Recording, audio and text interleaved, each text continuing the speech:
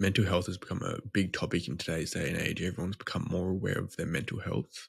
But the thing is, most people aren't aware of how they can improve their mental health or track their mental health to actually see improvements in their mental health. So I'm an exercise physiologist and I work with people with mental health conditions to improve their health through exercise. And basically, I created this presentation for other health professionals to deliver it. But I thought this could be beneficial just for anyone that wants to improve their mental health. So, the whole goal of this presentation is to teach you about this new method where you can actually test your mental health and you can see improvements by tracking it. So, this is about a new objective measure to assess psychological conditions like anxiety, depression, anything that's related to your mental health. And so what you'll learn in this presentation is we'll understand the problem with the current tools that are used to assess mental health.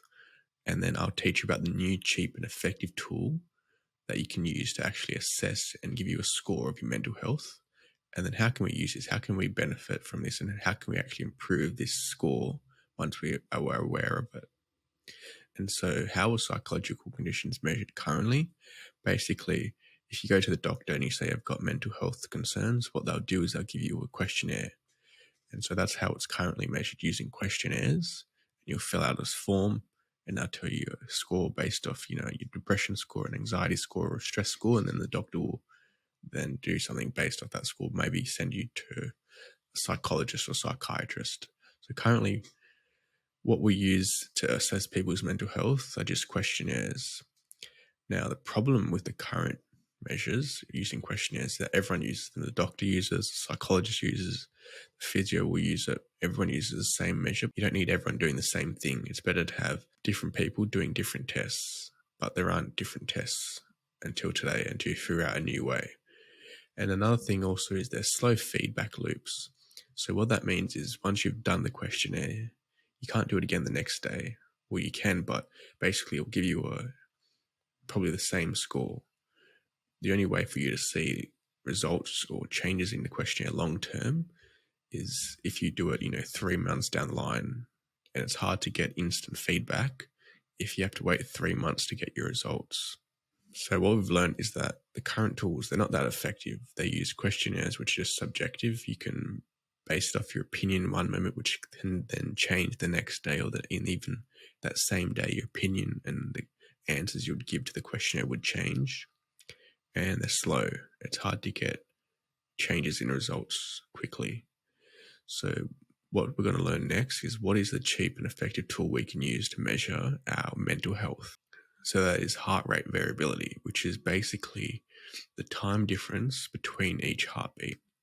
So as you can see, someone with low HRV has 1 second exactly between each heartbeat. There's not much difference between each heartbeat. They're all the same.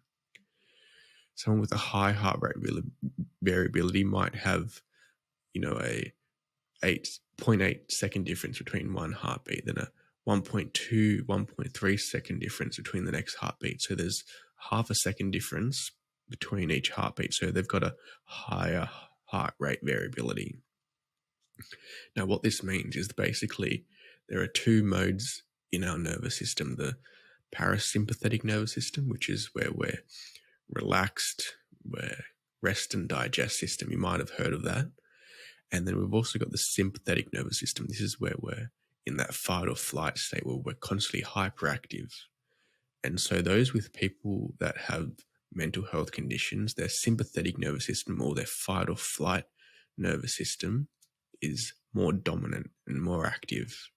So when this happens, there's going to be, the heart rate beats, the time difference between each heartbeat is going to be very similar. Whereas someone that's more relaxed, there's a bit more variance in time difference between each heartbeat. So when it comes to mental health and improving our mental health, usually you'll be on the lower end if you've got poor mental health on this HRV score, heart rate variability. So we want to actually do things to improve our heart rate variability, because that means we're becoming more relaxed and we're in that rest or digest state. So how can we measure our HRV or our heart rate variability? There's one tool here which is called an ECG, where they'll put lead electrodes on your chest and they'll measure your heart beats. And so that's a bit expensive and hard to do, and only really can do it at the doctors. You've also got smartwatches. Now, these are good for everyday use, but in terms of actually testing your heart rate variability, they're currently a bit unreliable, but they're still better than nothing. And the gold standard is this: it's a polar chest strap. So you might see athletes wearing it, where they put the bras on under their sportswear, and that's got monitors that'll measure this. Or, athletes in general, they'll wear a chest strap around the chest with this, which is tracking their heart rate.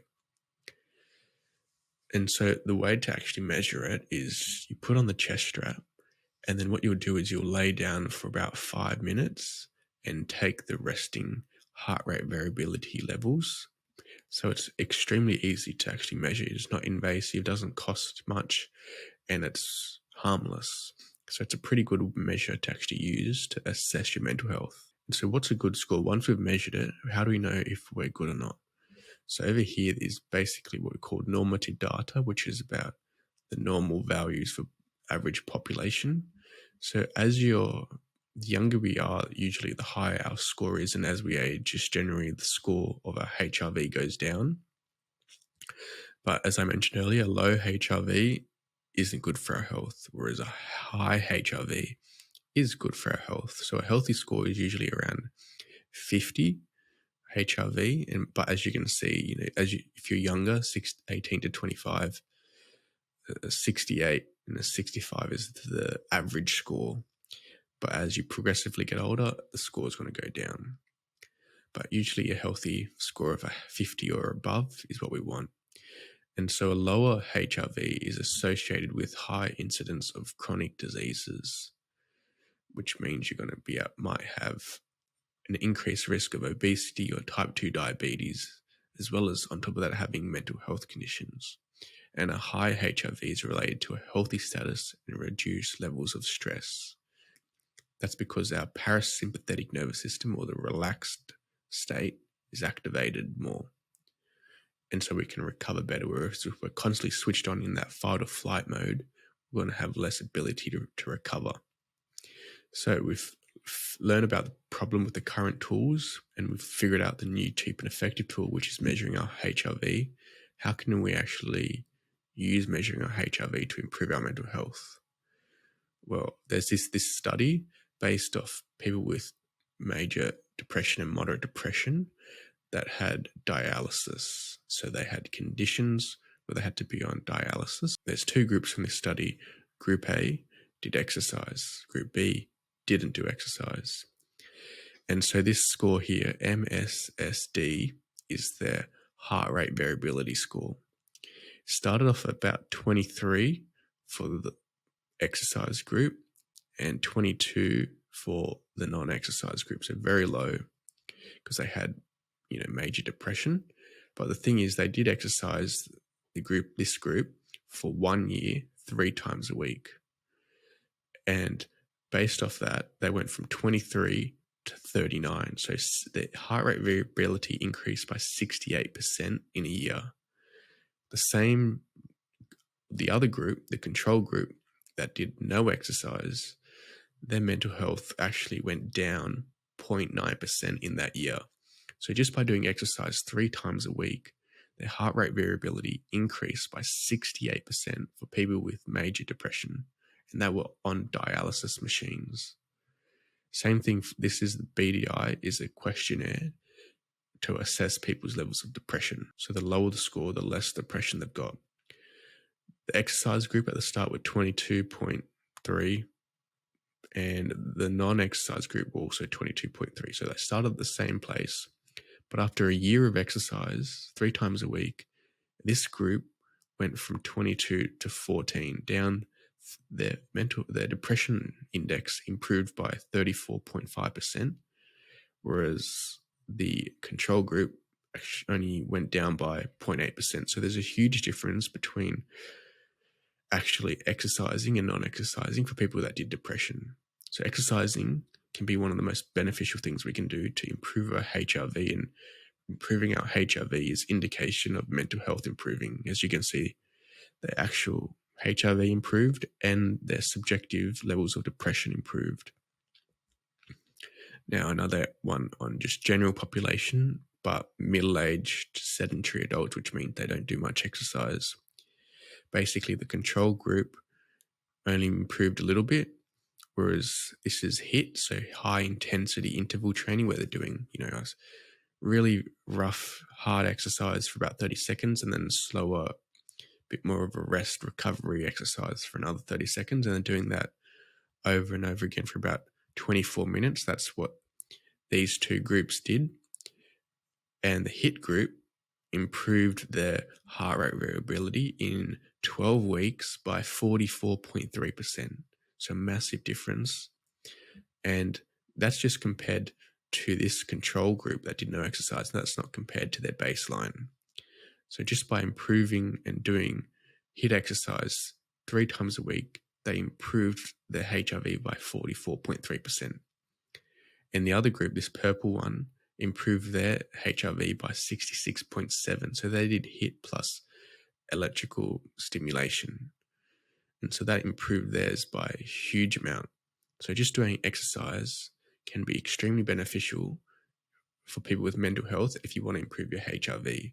So the benefits of measuring a HRV is that it's an objective measure of your nervous system, which means it's more reliable than a questionnaire. How many people are willing to actually sit down and do a questionnaire if you're by yourself trying to measure your own mental health? Not very many people are willing to do that. I wouldn't do that. So putting a heart rate monitor on or wearing one of those smart watches will allow you to actually track your mental health, and it's a lot easier and more efficient. It's cheap, effective, and causes no harm. So why wouldn't you actually start tracking your heart rate variability to have an indication of where your mental health's at? And then you can look at it each day, you can look at it each week and see if you're making improvements and seeing if exercise is beneficial. You can see if the meditation is beneficial. You can try different types of ways to improve your mental health and see which one's the most effective. And so it's going to increase your engagement to those positive habits, because you can constantly see a metric and track a metric that's actually relevant to your mental health. And so once you see a metric, you start to do actions that are related to improving it, reducing it, or keeping it the same.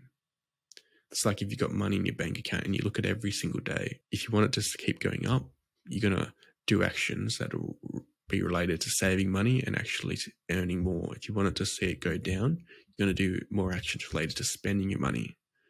But having a number to check allows you to actually realize, I can do this to increase the number, or I can do that to decrease the number, but allows you to do different actions depending on what the number is. And so it gives you control over your mental health, and it allows you to tell your doctor that I've been tracking my mental health, I've been tracking this heart rate variability score, and I've been doing exercise, and I've been meditating. And these things have allowed me to improve my mental health, and I've got this number to show it. I'm feeling good about it. So that's the benefits of measuring HRV. So what you learned in this presentation, the problem with the current tools, you can track your HRV instead of using questionnaires, and it's effective.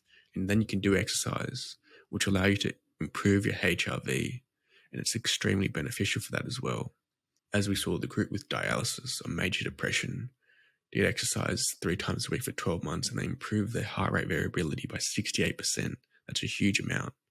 And the other group that just did high intensity exercise for 12 weeks improved by 44%. That's a huge amount of improvements you can make just by doing exercise. And so to recap what we've learned, the problem with the current tools is that everyone uses questionnaires and they've got slow feedback. It's hard to get your results quickly and improve your results quickly. But instead, we can measure HRV, which is the time difference between each heartbeat, and indicates which nervous system is actually being used by our body. Are we in that fight or flight mode, or are we in the rest and digest mode?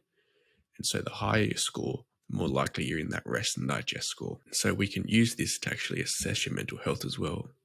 And it's more reliable than a questionnaire.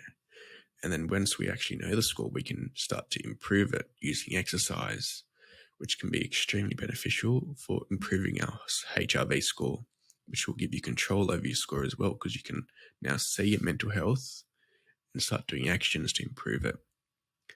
So hope you found some value out of this video and you took some learning lessons and you stayed till the end. I am an exercise physiologist with a bachelor's degree, and I do help people move more to improve their health. So in the first link of the description, you can book a discovery call with me and just see if you're a good fit for that. And we can work together to create a game plan with you to actually go about incorporating this into your life and improve your health. So check out the first link in the description, and I'll see you again in the next video.